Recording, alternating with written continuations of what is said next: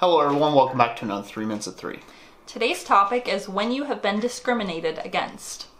So, discrimination comes up quite a bit in media these days and all around the world, but it can happen in business as well. And we've certainly been discriminated against in business. And mainly because whenever you take a strong stance for something, you're going to be discriminated against. Discrimination can happen on so many levels. It can be because of your skin color. It could be because of your background. It could be because, heck, you're just wearing the wrong hat. The wrong hat for someone's liking. So discrimination can happen at, quite a few different levels. One of the biggest points where we were ever discriminated against was a festival here in the state of Ohio. They pretty much, we wanted to go to this festival because we heard it was a pretty we heard that it was a pretty big affair, and it would, maybe hopefully give us some good amount of money on a weekend. And yeah, it seemed like a good match. It seemed like it would be a good match. And basically the fair organizers, the street organizers, the people that were reviewing it, you had to submit pictures of your booth and your artwork and things that you were hoping to display. It was a juried show. It was a juried display.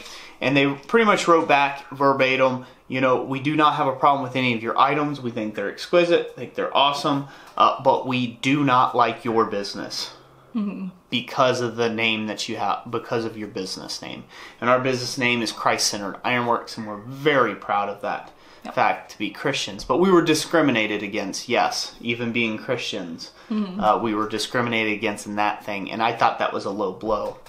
But one of the things, and I know I'm talking quite a bit on this one, one of the things I want to encourage you out there, if you're being discriminated against, the tables will eventually turn, and you will get that chance, and hopefully you won't choose to discriminate against somebody else.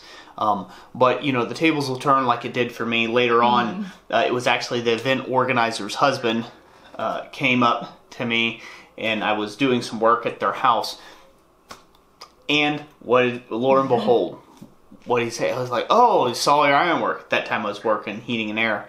He saw some of my ironwork. He said, wow, you should really come out to this event, and my wife does it and all this other stuff. Then I pretty much told him, I said that I told him the story. And I kindly replied that I don't care if he'd give me $1 million. I would never want to do a demonstration for them.